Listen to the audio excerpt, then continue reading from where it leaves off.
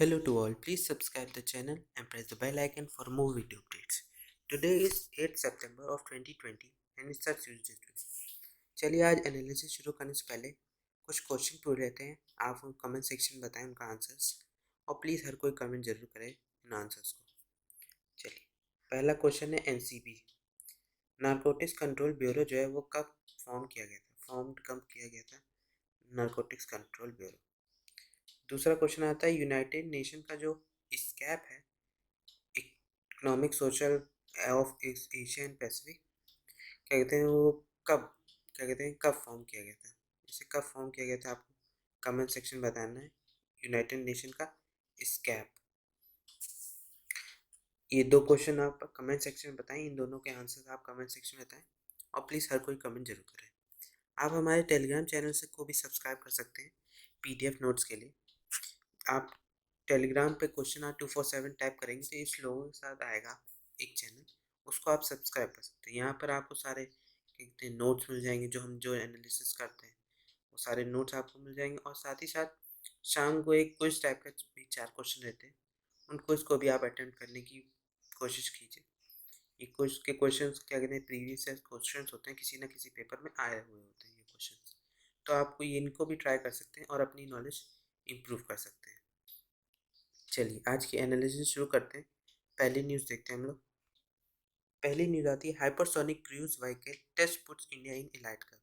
कि हाइपरसोनिक जो cruise vehicle था वो उसका टेस्ट इंडिया को इलाइट कर्व में ले आया है। ऐसा डीआरडीओ का कहना है कि it will help develop hypersonic cruise missiles, कि डीआरडीओ हेल्प करेगा हाइपरसोनिक क्रूज मिसाइल्स बनाने में। तो इसमें इंपॉर्टेंट आता है डीआरडीओ, इसको हम लोग अलग से देख लेते हैं। डीआरडीओ को DRDO defence research and development organisation, इसे ये administrative control of ministry of defence government of India के अंदर वर्क करता है। It is working to establish world class science and technology base for India, कि वर्ल्ड क्लास साइंस और technology base India को बनाने के लिए वर्क करता है। ये इस्टेब्लिश किया गया था 1958 में after combining with technical development, establish के साथ कंबाइन करके, और जो directorate of technical development and protection होता है डिफेंस साइंस ऑर्गेनाइजेशन में, उसके साथ मिलकर इसे बनाया गया था। पहले इसमें 10 लेबोरेटरी थी, इस वक्त रिसेंटली इसमें 52 लेबोरेटरीज हैं डीआरडीओ की। Presently the organisation is backed by over 500 scientist, इसमें लगभग 5000 साइंटिस्ट हैं और 25,000 अदर साइंटिफिक जो साइंटिस्ट हैं वो साइंटिफिक टेक्निकल और सपोर्टिंग पर्सनल्स हैं, वो भी एक तरह के साइंटिस्ट ही होते हैं। Mission design develop and lead to production state of the art sensors weapon system platforms allied equipment, इन सबको इम्प्रूव करना और इन सब क्या कहते हैं एक डेवलप्ड वे में एक डिज़ाइन करना जो डिफेंस में यूज़ है। Provide technological solution to the services, की टेक्नोलॉजिकल सर्विसेज प्रोवाइड करना, सॉल्यूशंस प्रोवाइड करना। Develop infrastructure and committed quality manpower, एक कमिटेड क्वालिटी मैन पावर और स्ट्रॉन्ग इंडिजिनस टेक्नोलॉजी बेस बनाना इंडिया को, इस पर ये वर्क करता है। ये integrated guided missile development programme भी होता है इसमें। ये क्या कहते हैं वॉज रिनाउंड ऑफ साइंटिस्ट जो हमारे थे doctor APJ Abdul Kalam missile man, तो उनके नाम पे इसे चालू किया गया था। It was intended to attain self sufficiency in the field of missile technology, कि इसको बनाया गया था कि एक सेल्फ सफिशिएंसी हो जाए, कि हम बाहर से किसी देश पर निर्भर ना हो मिसाइल पर, तो इसलिए इस प्रोग्राम को चालू किया गया था, integrated guided missile development programme. चलिए अगली न्यूज़ देखते हैं हम लोग। अगली न्यूज़ आती August rain second highest in the century, कि जो इस साल रेन हुई है क्या कहते हैं अगस्त में वो सेकेंड हाईएस्ट थी। इससे पहले 1926 में हुई थी जो 32.7 सेंटीमीटर रेन हुई थी, 27% more than what is normal for the month, की जो नॉर्मल रेन होती है इस अगस्त में वो 27% उससे ज़्यादा हुई थी। ऐसा आईएमडी का कहना है, इंडियन मेट्रोलॉजिकल डिपार्टमेंट का। उसी तरह इस साल भी क्या कहते हैं जो हुई है रेन वो काफ़ी ज़्यादा हुई है, वही इस सेकेंड हाईएस्ट है इस सेंचुरी की, इस साल जो अगस्त में रेन हुई है। चलिए देख लेते हैं आईएमडी को, इम्पोर्टेंट है आईएमडी इंडियन मेट्रोलॉजिकल डिपार्टमेंट, इसको अलग से देख लेते हैं। IMD international meteorological service of the country के अंदर आता है। ये चीफ गवर्नमेंट एजेंसी है जो डील करती है मेट्रोलॉजी सीस्मोलॉजी और एसोसिएटेड सब्जेक्ट से। इसे बनाया गया था 1875 में, मिनिस्ट्री ऑफ अर्थ साइंसेज के अंदर ये वर्क करती है और इसका हेड क्वार्टर न्यू दिल्ली में। ये क्या कहते हैं जैसे मेट्रोलॉजिकल ऑब्जर्वेशंस होते हैं, करंट इंफॉर्मेशन या फोरकास्टिंग इंफॉर्मेशन होते हैं, उनको प्रोवाइड करती है। वेदर डिपेंडेंट एक्टिविटीज़ जैसे irrigation, agriculture, aviation, shipping etcetera, इन सब वर्कों में जो फेवरेबल ऑपरेशन होते हैं, किसी भी फोरकास्टिंग इंफॉर्मेशन चाहिए होती है इन सब एक्टिविटीज़ के लिए, तो वो भी प्रोवाइड करती है। ये वेदर फिनोमेना भी देखती है, जैसे tropical cyclone, north wester, dust storm, heat waves, cold waves, heavy rain, heavy snow, इन सब फिनोमेनॉन्स को भी देखती है कि कहाँ पे आ सकते हैं, कहाँ पे चांसेस हैं, ये सब देखने में वर्क करती है। चलिए अगली न्यूज़ देखते हैं। अगली न्यूज़ आती है, government intervention in education policy should be minimum. PM का ऐसा कहना है कि गवर्नमेंट का इंटरवेंशन जो होता है, क्या कहते हैं, कोई भी गवर्नमेंट हो, सेंट्रल गवर्नमेंट हो या स्टेट गवर्नमेंट, वो क्या कहते हैं एजुकेशन पॉलिसी जो है उस पर पूरी तरह से क्या कहते हैं चेंज में नहीं ला सकती कि वो पूरी तरह से चेंज कर दे। उनका जो एक होना चाहिए उस पर इंटरवेंशन, वो काफ़ी कम होना चाहिए, ऐसा पीएम का कहना है। उन्होंने अभी जो इनाग्रेशन किया कल, जो इनाग्रेशन सेशन था जो गवर्नेंस कॉन्फ्रेंस के साथ नेशनल एजुकेशन पॉलिसी का, उसमें उन्होंने कहा कि स्टेट मिनिस्टर्स आए थे, वाइस चांसलर आए थे, तो उन्होंने उसमें उसका मेन फोकस था उस सेशन का, जो इनाग्रल सेशन था कल, कि इम्प्लीमेंटेशन ऑफ एनईपी, ये नेशनल एजुकेशन पॉलिसी। तो उन्होंने कहा कि जो इस गवर्नमेंट का इंटरवेंशन होना चाहिए वो काफ़ी कम होना चाहिए इस एजुकेशन पॉलिसी में। हम क्या कहते हैं पूरी वर्ल्ड, पूरी कंट्री को बताना होगा कि क्या वो चाहती, किस तरह की पॉलिसी चाहती, ये सही लग रही है पॉलिसी की नहीं, तभी हम इस पॉलिसी को इम्प्लीमेंट करेंगे, ऐसा उनका कहना था। इसी तरह हमारे क्या कहते हैं प्रेसिडेंट ने भी कहा कि education is the most effective means of social justice and personal advancement. There is no better investment that in education to improve the future of the society. कि एजुकेशन मोस्ट इफेक्टिव भी है social justice और personal advancement का, इससे अच्छा कुछ नहीं हो सकता हमारे फ्यूचर ऑफ द सोसाइटी के लिए। ये सबसे बेटर इन्वेस्टमेंट है एजुकेशन। चलिए हम लोग देख लेते हैं कि एनईपी है क्या, इस बार की एनईपी जो नेशनल एजुकेशन पॉलिसी चेंज हुई है वो है क्या। चलिए देख लेते हैं उसको अलग से। एनईपी इस वक्त रिसेंटली अभी जब हुआ था तो उसमें उनका मेन चेंज है several changes in the education system, कि स्कूल टू कॉलेज लेवल सारे में कुछ चेंजमेंट आया है। इनका मेन था कि India are knowledge superpower, कि इंडिया को एक ग्लोबल नॉलेज सुपर पावर बनाना। इसमें क्या कहते हैं उन्होंने स्कूल एजुकेशन में जैसे यूनिवर्सलाइजेशन ऑफ एजुकेशन कर दिया, pre school to secondary level with 100% gross involvement ratio. School education 2030 तक की एक ग्रॉस इन्वॉल्वमेंट रेशियो हो जाए और 2 करोड़ जो स्कूल चिल्ड्रन थे जो back into the main stream था ओपन स्कूलिंग सिस्टम, की जो ओपन स्कूलिंग सिस्टम से उनको जोड़ना, जो 2 करोड़ लोग स्कूल नहीं जा पा रहे थे बच्चे।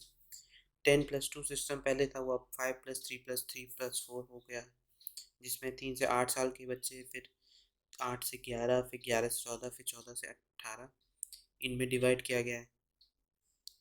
3 से 6 साल के बच्चों को भी क्या कहते हैं स्कूल लाने की बात की है, वहाँ से ये प्रोग्राम चालू होगा। It will also have 12 years of schooling with 3 years of anganwadi और प्री स्कूलिंग की, 12 साल की स्कूलिंग होगी, साथ ही साथ इसमें 3 साल की प्री स्कूलिंग भी होगी।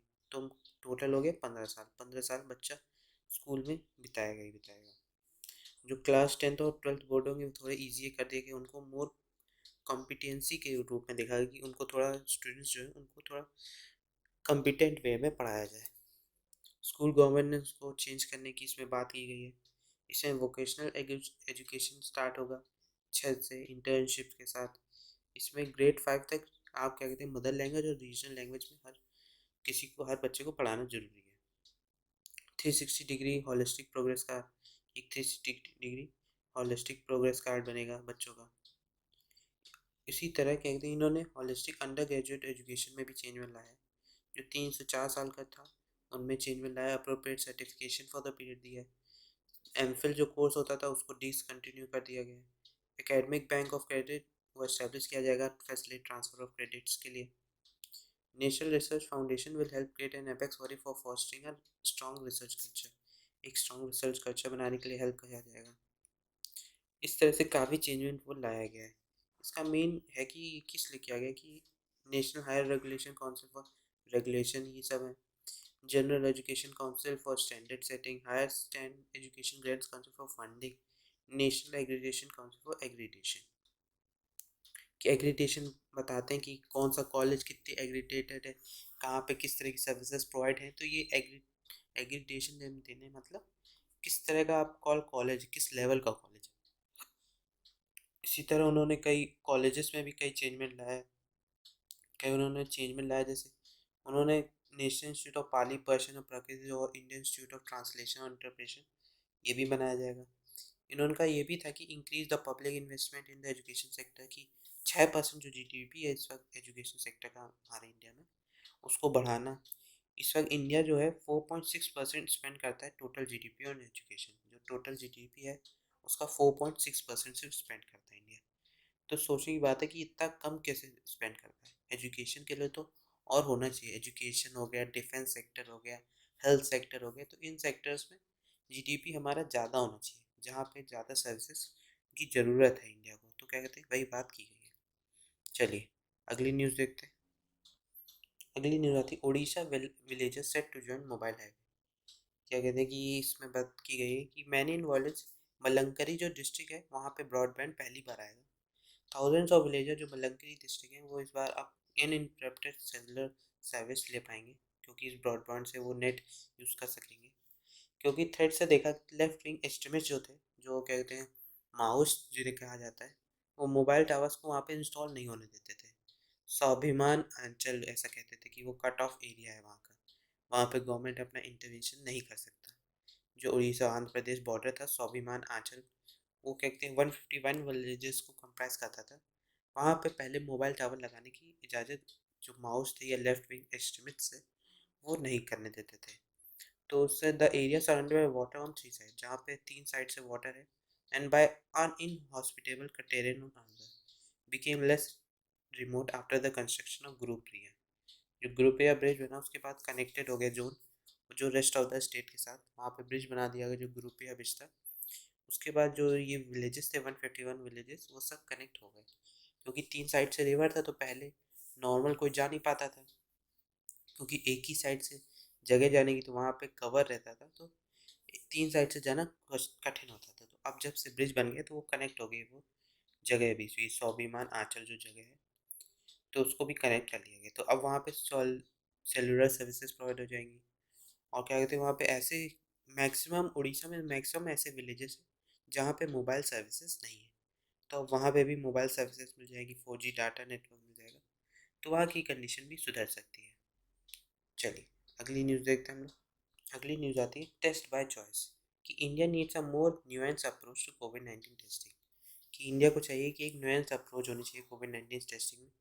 जैसे हमने देखा कि अभी सितंबर 4 को इंडिया ने क्रॉस किया 4 मिलियन केसेस। 13 दिन में उन लोग क्या कहते हैं 1 लाख केस हो गए, 3 लाख से 4 लाख पहुंच गए 13 दिन में। वैसे हमने देखा सैटरडे को फ्रेश केसेस जो आए वो 90,070 थे, जो 90,000 से ज़्यादा आ गए, जो टोटल चाइना में रिकॉर्डेड केसेस है उनसे ज़्यादा।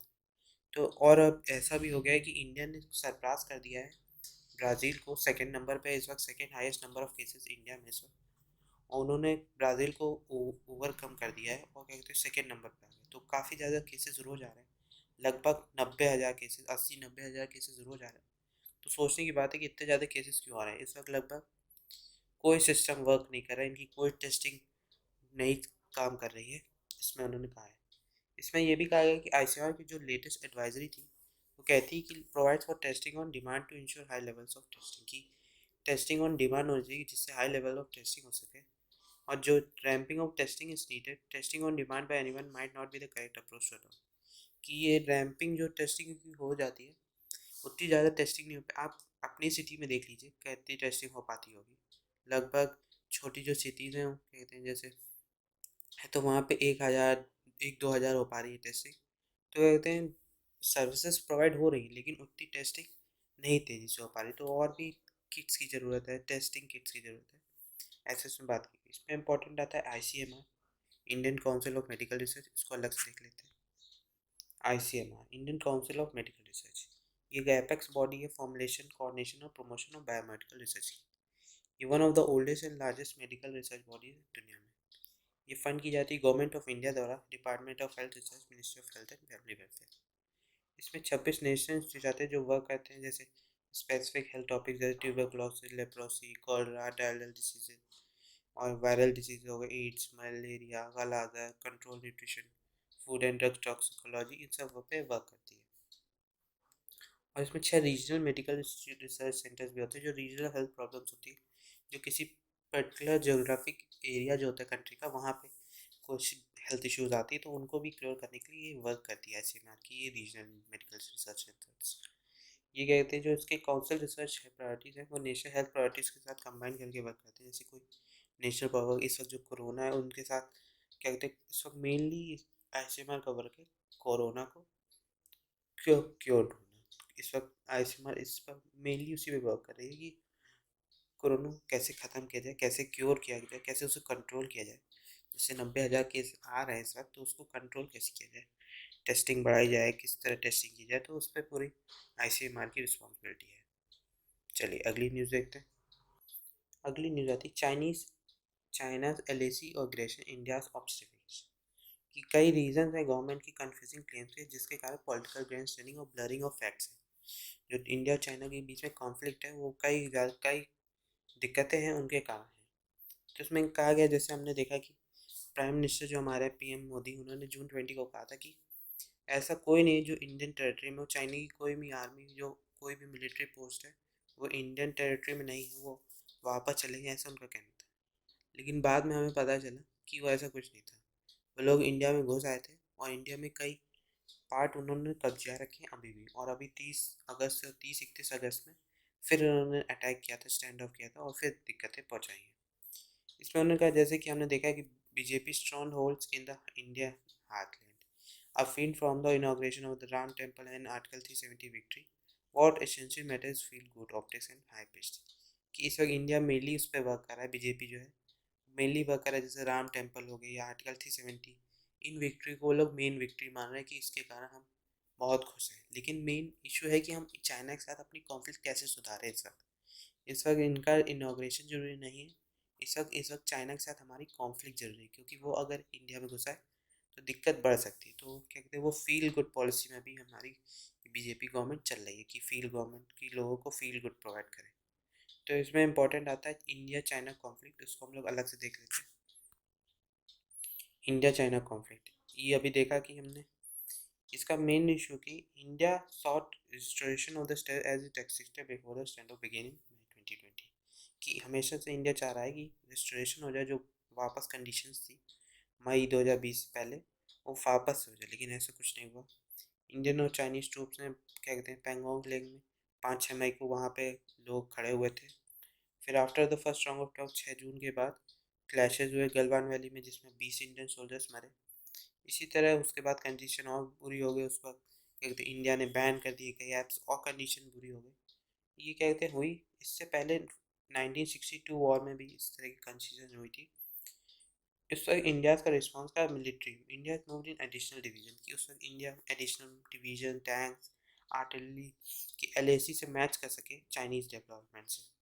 उस वक्त 33 Russian fighter jets, 59 war plane at a cost of खरीदे गए थे। इस वक्त इकोनॉमिक इकोनॉमिक में कैसे डैमेज आ रहा है कि इकोनॉमी, जैसे हमने देखा है कि इंडिया का ट्रेड डेफिसिट था चाइना के साथ, वो $48.66 बिलियन था 2019-20 में, जो इस वक्त डिक्लाइन किया है। इस वक्त है 53.56 जो 18-19 में था, और जो 63 बिलियन था 2017-18 में। तो धीरे धीरे क्या कहते हैं जो इंडिया का ट्रेड डेफिसिट था चाइना के साथ वो कम ही होता गया है। और जैसे हमने देखा कि कोरोना पैंडेमिक के कारण और जो टेंशन हुआ बॉर्डर का, काफ़ी ज़्यादा चाइना के साथ उनकी इकोनॉमिक डिपेंडेंसी काफ़ी ज़्यादा हो गई चाइना पे। हमने ये भी देखा कि फॉरेन डायरेक्ट इन्वेस्टमेंट जो होता था चाइना का इंडिया में, वो 163.78 बिलियन डॉलर था, वो 2019-20 में, जो पहले था 2,229। तो अगर सोचने की बात है कि फॉरेन डायरेक्ट इन्वेस्टमेंट का भी चाइना का इंडिया में कम हुआ। चाइना का रिएक्शन क्या था कि it has describe the app ban as deliberate interference in practical cooperation. कि जो इंडिया ने बैन किए ऐप्स, उस पर चाइना ने कहा कि वो एक डेलिबरेट इंटरफेरेंस था, कि प्रैक्टिकल कोऑपरेशन जो इन दो कंट्रीज के बीच में होना था उसका उन्होंने सिक्योर पूरी तरह से गलत तरह से इंटरफेयर किया है। उन्होंने ये भी कहा कि India decision to strengthen its border infrastructure, क्या कहते हैं जो उन्होंने इंडिया का चाइना ने ऐसा डिप्लॉयमेंट क्यों किया LAC में, ऐसा उनका रीज़न था कि इंडिया का जो उनका बॉर्डर इंफ्रास्ट्रक्चर वो लोग वहाँ बना रहे इस कारण से।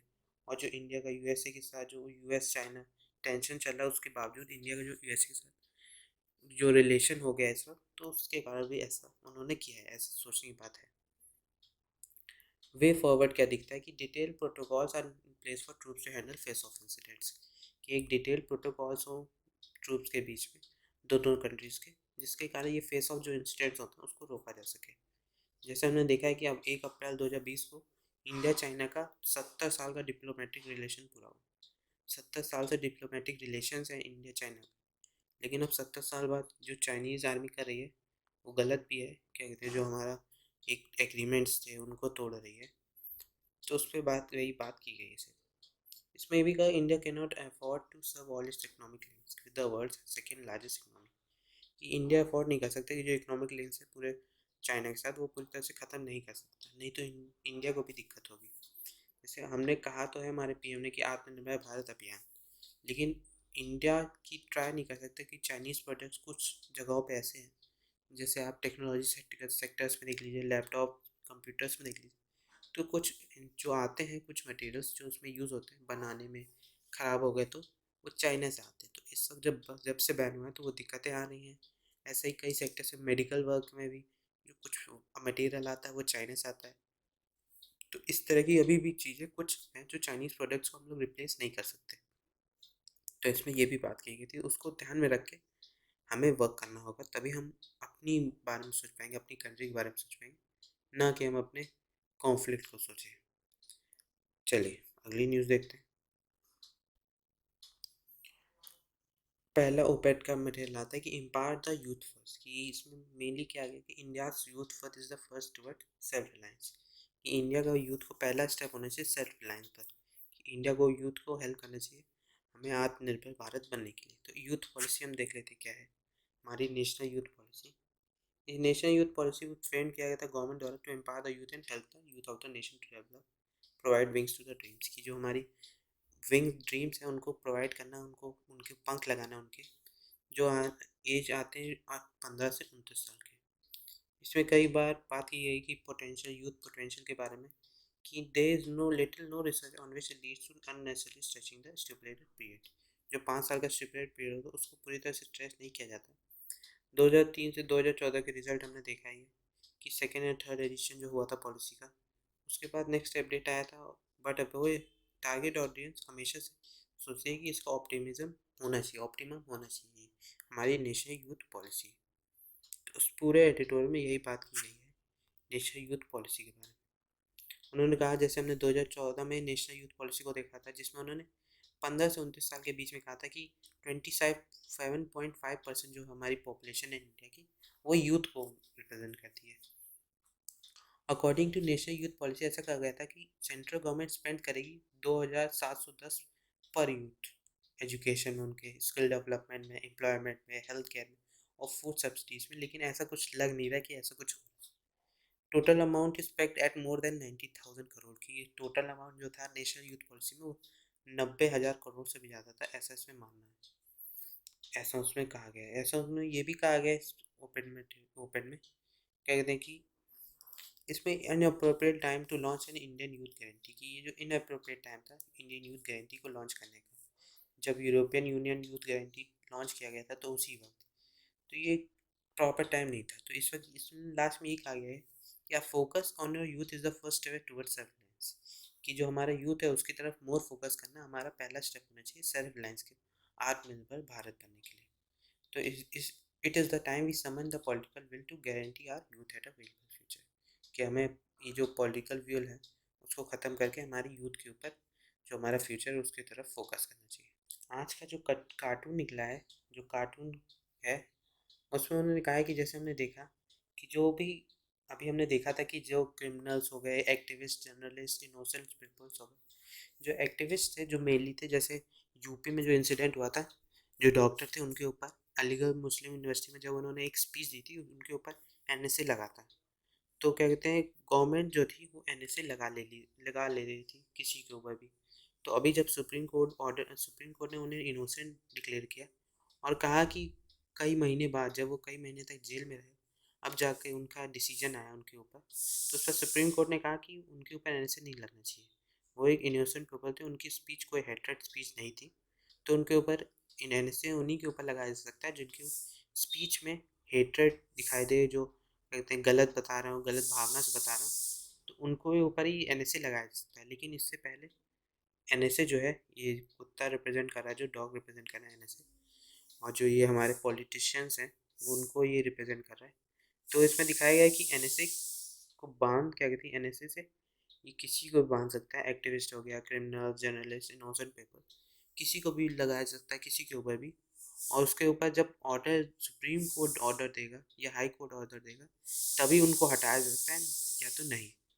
जब, क्या कहते हैं, उनको रिप्रेजेंट किया जाएगा वहाँ पे, तभी मजिस्ट्रेट के सामने, तो फिर डिसीजन होगा। और वो किसी से मिल भी नहीं सकते, वो किसी को कंसल्ट भी नहीं कर सकते जब NSA लग जाए। तो NSA की कुछ पॉलिसीज़ हैं, क्या कहते हैं, उनके तहत उन NSA लगाया जा सकता है, और सबके ऊपर लगाया भी नहीं जा सकता है। जो पॉलिटिशियंस हैं, जो मिनिस्टर्स हैं, वो सब लगा सकते हैं किसी के ऊपर। तो हमारे CM जो थे यूपी के, उन्होंने लगाया था डॉक्टर के ऊपर, क्या कहते हैं, NSA। चलिए, आज के लिए इतना ही। Thank you very much. अगर आपने चैनल को सब्सक्राइब नहीं किया तो चैनल को सब्सक्राइब कर दें, और प्लीज़ लाइक बटन ज़रूर दबा दें। और आपको वीडियो कैसा लगा, ये भी आप कमेंट सेक्शन में बता सकते हैं। Thank you very much.